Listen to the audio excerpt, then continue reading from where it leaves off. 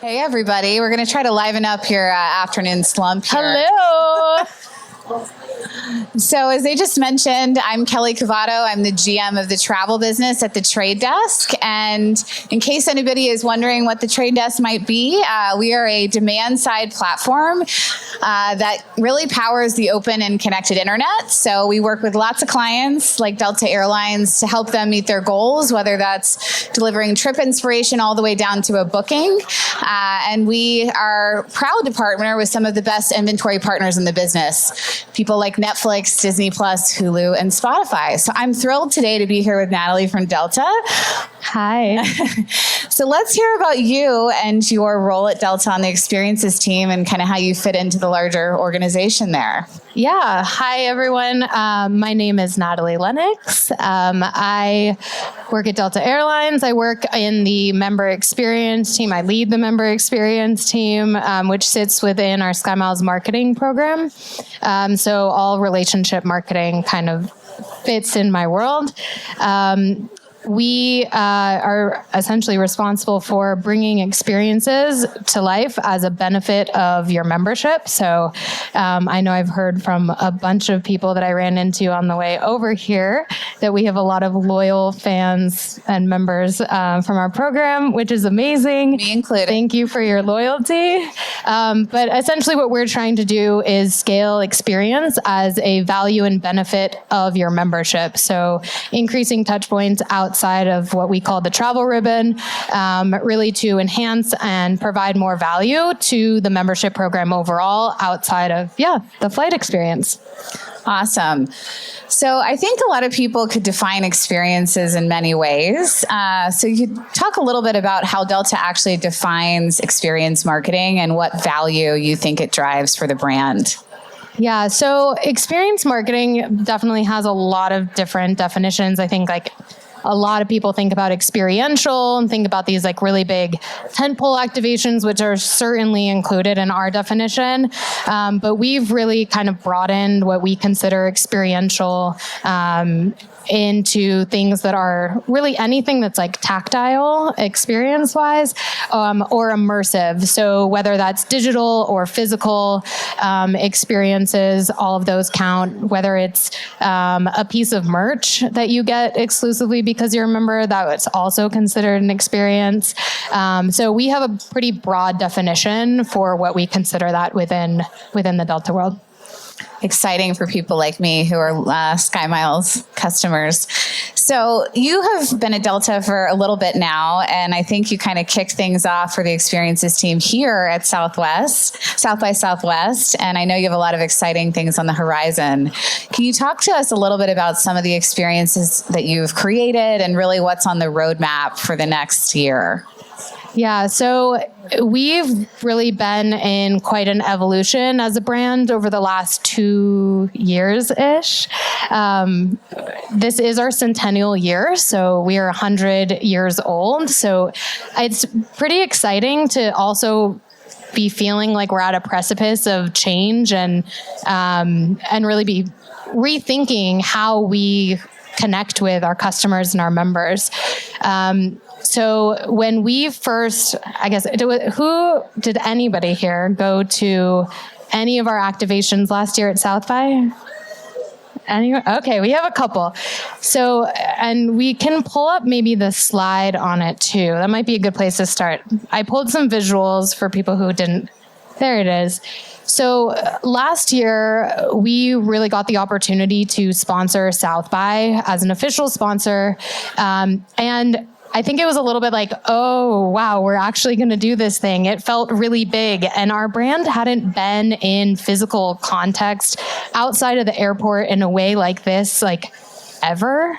And so what it could be was kind of very open. And I think our goal going into this was really to introduce that membership was more than just a very transactional program in which you're earning and burning miles and trying to get upgrades and all the other perks that come with the program, which are obviously very, very important. But in the year of 2024, people really want more than that. And so when we were looking at, okay, how do we provide provide more value to the program? How do we connect with members in a way that is more immersive? This really felt like a moment to kind of launch that platform for us in a way that was showing instead of just telling you about it. So we launched this campaign.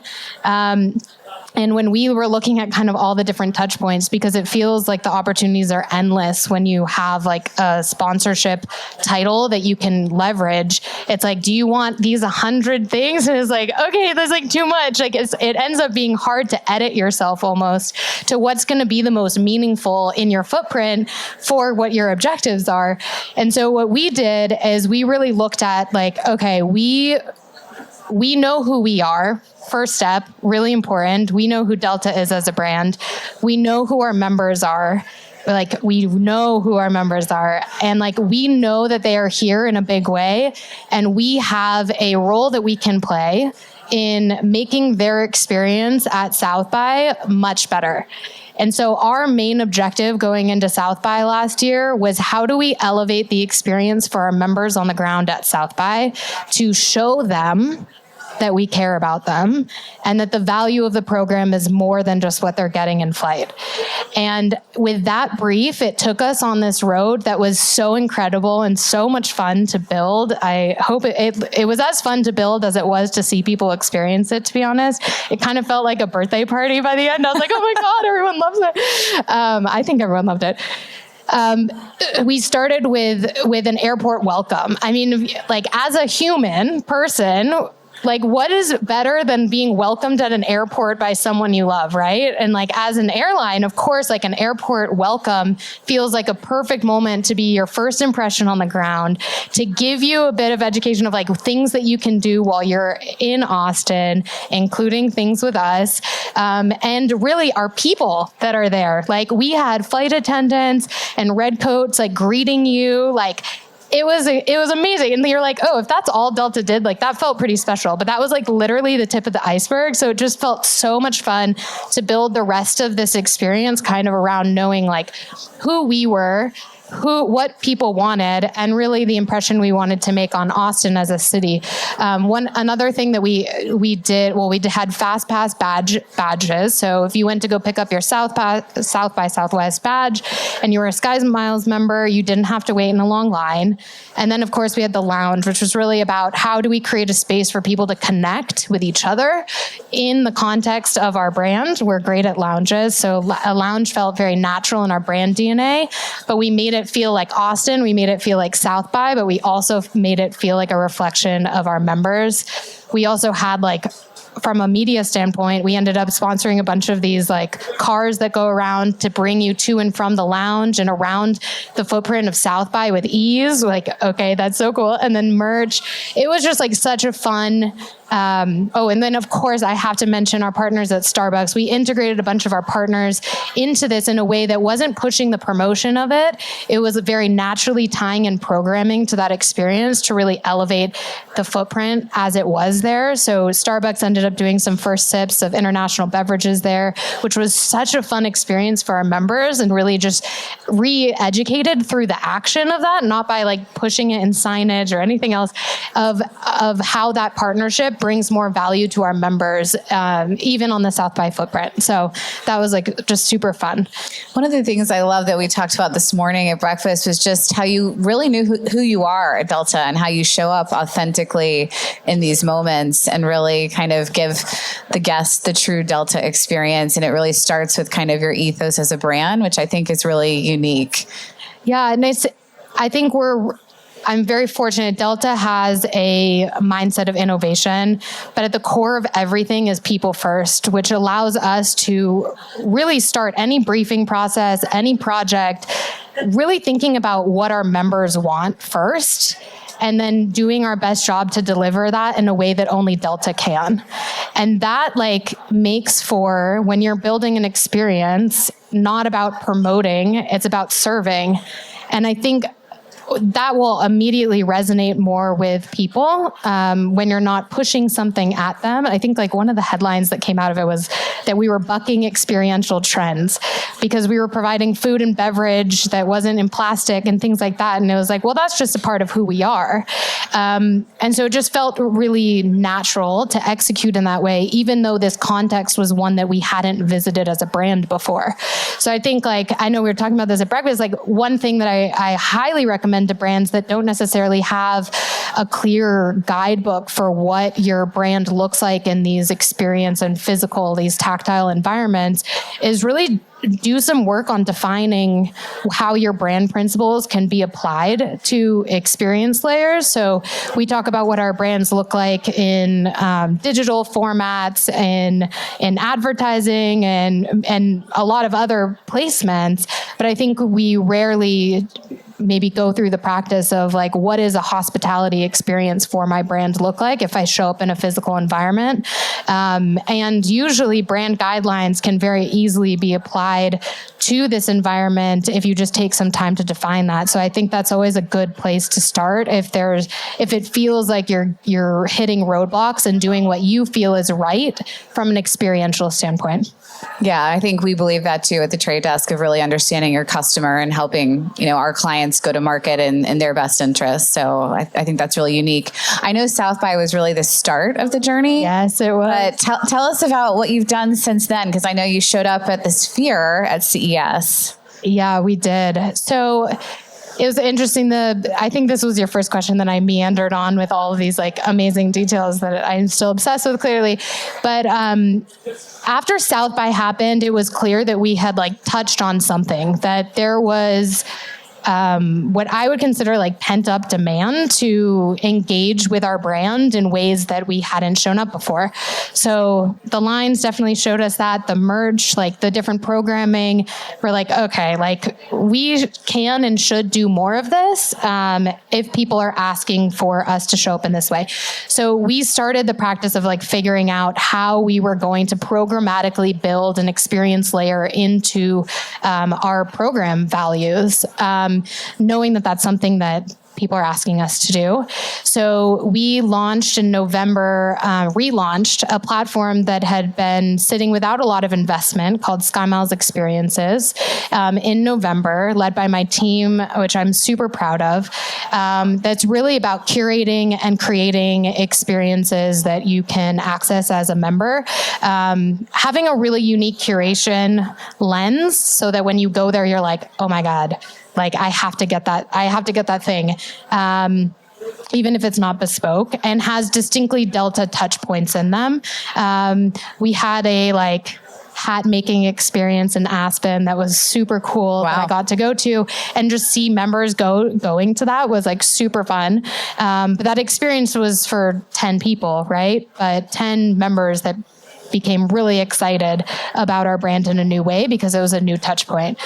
Coming from that, we obviously kicked off our centennial. And so another tentpole kind of emerged around the Sphere, which was a super exciting and I would say like relevant, important, and really fun way to kick off such an amazing milestone for the brand. And I'll pause there because I'm sure there's lots of questions about the Sphere. So I think what's interesting is you talked about how, the hat making experience was like 10 people, or obviously you want to service as many customers as you can in these experiential moments. But how do you think about really promoting them beyond the physical experience? I know you lean into omni-channel media, which is, what we offer at the Trade Desk, but can you talk a little bit about how you kind of do the 360 promotion of these experiences? Yeah, definitely. I think for us, it's really about thinking about our experiences as, in two ways. One, for tentpoles, the experience is the tactile channel of a larger campaign. So we go into campaigns thinking about them as 360, and the experience layer of that is one way in which you can experience that brief. So it isn't the campaign isn't that we're showing up to this place and having this experience. The campaign is about a message, and in the instance of our launch at our centennial launch, it was really about the new era of connection and kind of showing how we are going to be changing the future of travel for the next 100 years. That message lives really well at the Sphere, but the news wasn't that we were at the Sphere. Obviously, that draws attention. The means in which we communicated that was extremely important because we are showing what we're saying in action by using the Sphere as a vehicle for that. But the campaign wasn't about the Sphere or our activation at the Sphere. And so the context was really important driver of our campaign, and ultimately drives the impression volume and the message as one layer of a much larger kind of moment. It was the same thing with South by. Our campaign was about connection and kind of offering this new way to engage with us through experiences. And one of those ways that you could engage with that was here at South by, but that was just one layer of the ways in which you understood that. It wasn't the only one. And that's like extremely important when we're thinking about reach and providing ROI on these experiences. It's more than just the people who attend them. It's the story we tell through those. And it's the, I would say like the show instead of the tell of a much larger objective that we have at that moment. Great. So I think a lot of, marketing companies look at their loyalty audience as how can I just, push messaging to them to get the next sale? And I think you're doing something really interesting, which is creating value with experiences for your Sky Miles, loyalty audience, which I'm a part of. So can you talk a little bit about that and, the whole idea that experiences can actually drive value beyond just another booking? Yeah, it's a fun one. I think airlines probably invented loyalty programs, so I'm sorry. They obviously were built as a way to drive more revenue with your most passionate, to give them rewards for spending dollars. That is the core of a loyalty program.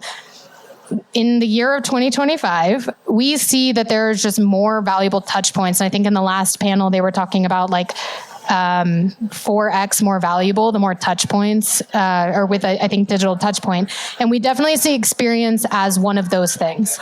But not only that, but the value of an immersive experience or an experience because of your connection to a brand only strengthens your loyalty. Even the perception of access to experiences shifts that connection to the brand. So all of you looking at these images of us at the Sphere changes your perception of the brand immediately if you had no idea this happened. So there is a value driver even at the impression level. What we see, though, is when you get into a space and can connect with something you love and care about that may not be just getting on a plane, that you got because your loyalty to Delta or because of you were at an event like CES, we will see a larger return on your spend because we get to be a conduit of something interesting, fun, connecting you to your passion. So my team really talks about how can we be a conduit of connecting somebody to their passion. So our brand is all about connecting you to your potential. And my team gets to focus specifically on a more individual or I would say group, how do we connect you better to your passions? And I think in a trend that I'm seeing a lot is really people getting out and wanting to do more things with their hands, get off of their phones.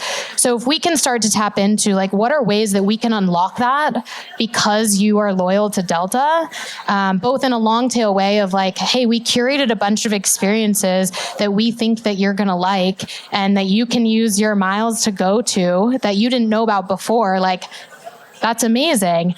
Or if it's you're really passionate about, I don't know, we did denim jacket embroidery programming last year.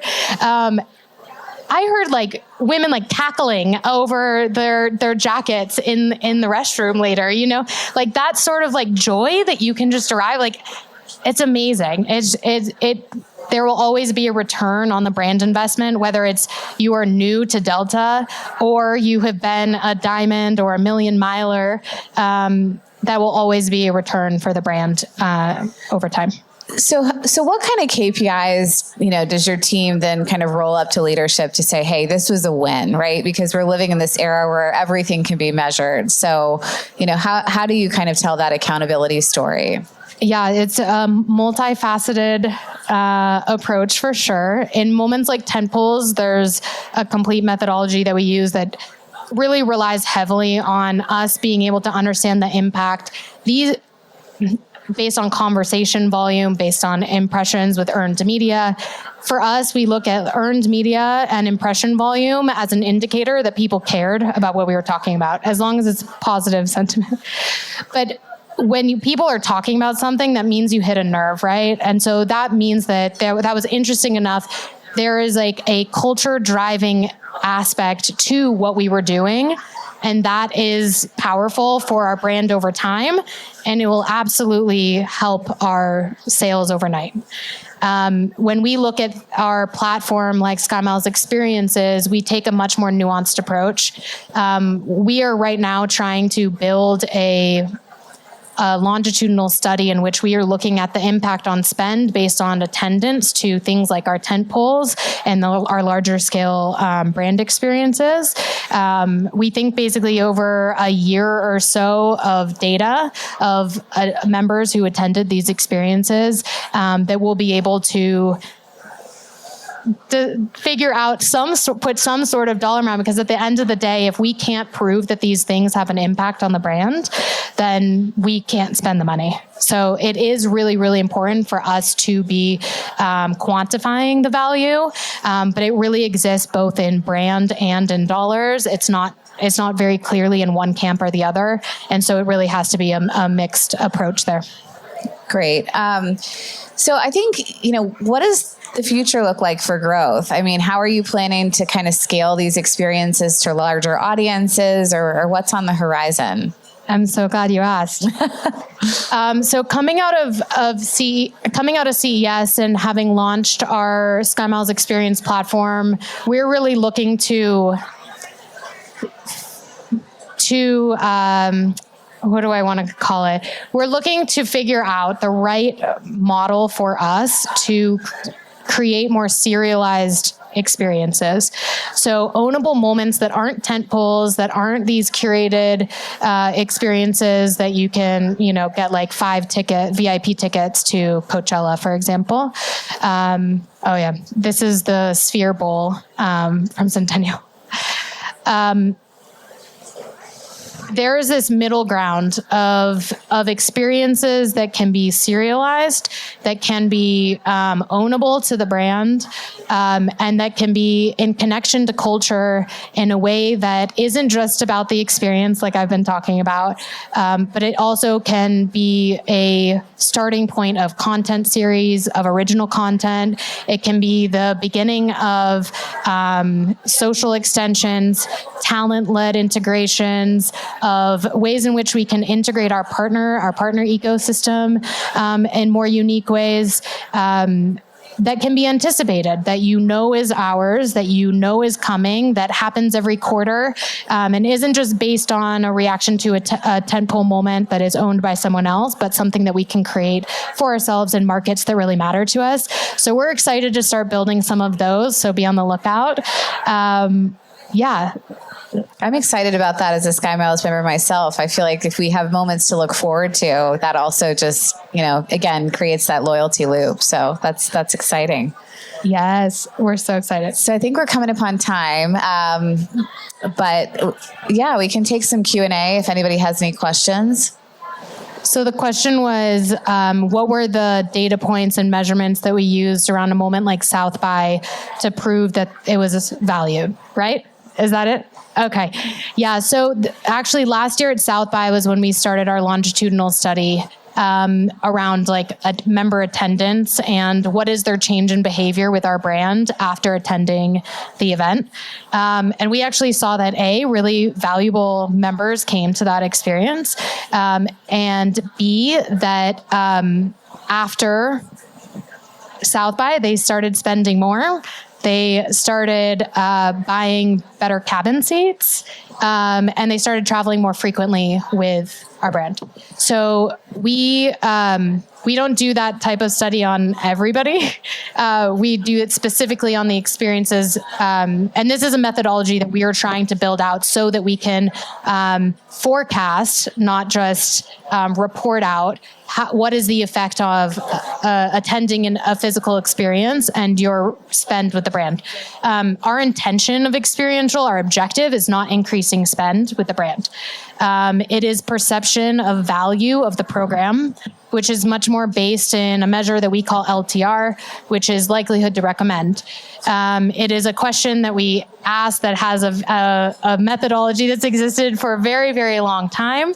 And our LTR numbers are based on everything with the program. So what's actually challenging in it is how do we look specifically at experience as an influence on your likelihood to recommend. And so that is something that we're looking to build because these experiences aren't meant to amplify your spend, but that certainly helps us to justify when we know that that is also happening.